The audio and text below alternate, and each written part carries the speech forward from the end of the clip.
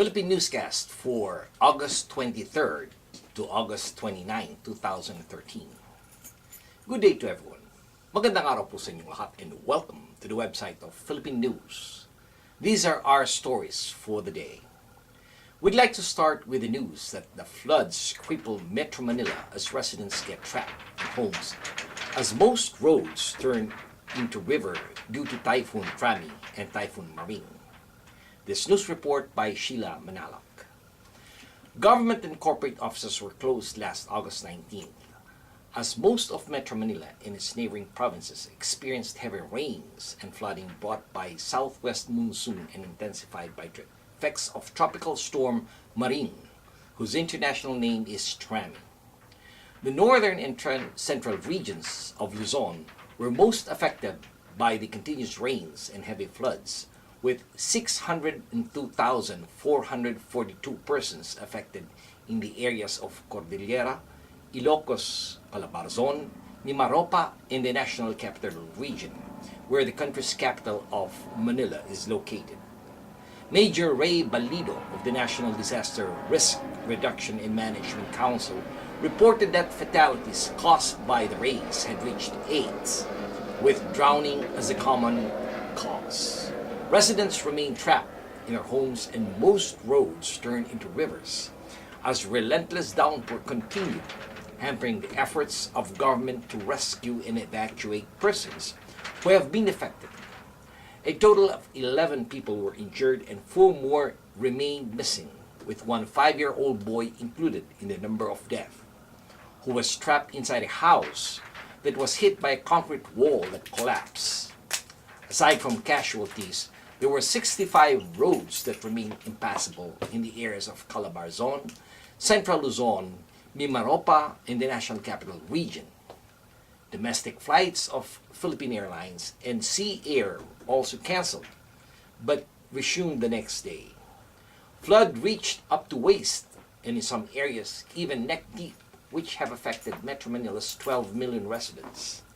Typhoon Maring is the 13th tropical storm to affect the country this year, with over a month's worth of water dumped in a 24-hour period last August 20th. Next in line is the news about a ferry that collided with a cargo ship and the death toll rises. The confirmed death toll from a ferry disaster in the Philippines rose to 75 last August 20th as more bodies were found, some of them inside the sunken ship itself. Boats searching nearby islands for survivors found only the dead, while divers pulled out more bodies from the waters of the island of Cebu, where the St. Thomas Aquinas ferry collided with a cargo ship last Friday night and quickly sank. Many of the remaining 56 people still missing from the disaster are believed to have drowned and their bodies still trapped in the ship's interior. According to Cebu Coast Guard Commander Winiel Azcuna, they found more bodies in nearby islands, and they also found 9 bodies inside the sunken vessel. Strong currents and bad weather, as well as the difficulty of reaching the sunken ferry, lying at a depth of about 30 meters or 98 feet, has slowed down the recovery efforts. Divers went back underwater last Wednesday morning, even as government boats and aircraft searched the seas in the hope of finding anyone either alive or dead. Over 200 military personnel, Coast Guard, and police are also helping mop up a large oil spill that has leaked from the sunken ferry, polluting variables, mangroves, fishing grounds, and popular beach resorts. This time, we tackle the news about the San Diego Mayor Bob Filner, who battles a recall for alleged sexual harassment. This news report by Cherie Quirol Moreno. Filipino World War II veteran had a powerful ally in their fight for equity when Bob Filner was a member of the United States Congress representing the San Diego area 2 decades ago. Well, these days, the 10-term ex-Congress member is looking more like the one who could use all the help he can get. This week, Filner, who was elected mayor of San Diego last year, returned from a imposed leave of absence to 2 petitions for his recall for alleged sexual harassment of staff and co-workers.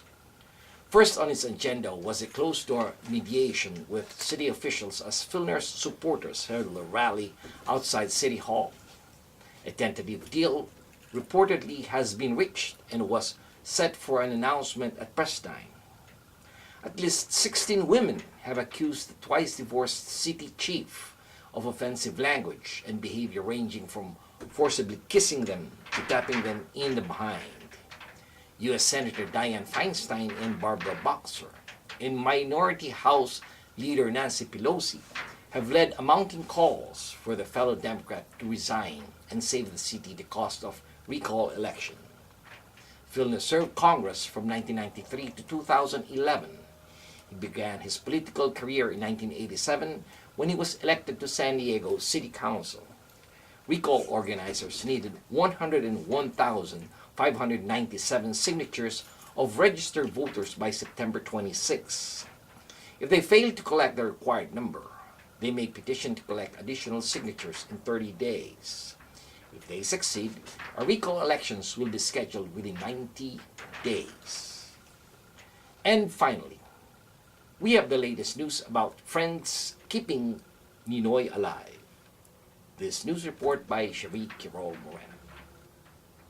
Senator Benigno Ninoy Aquino Jr. lives in the hearts of those who cherished freedom and gathered to pray and remember him on the 30th anniversary of his death last August 21st at the Philippine Consulate General here in San Francisco, California.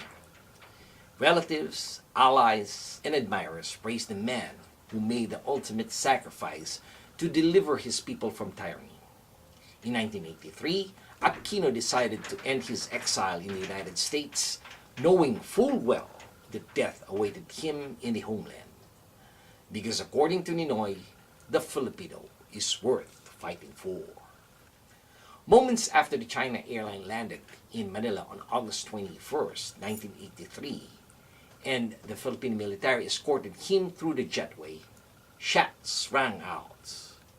Aquino crumpled on the tarmac, where he lay for hours, blood-soaked and lifeless.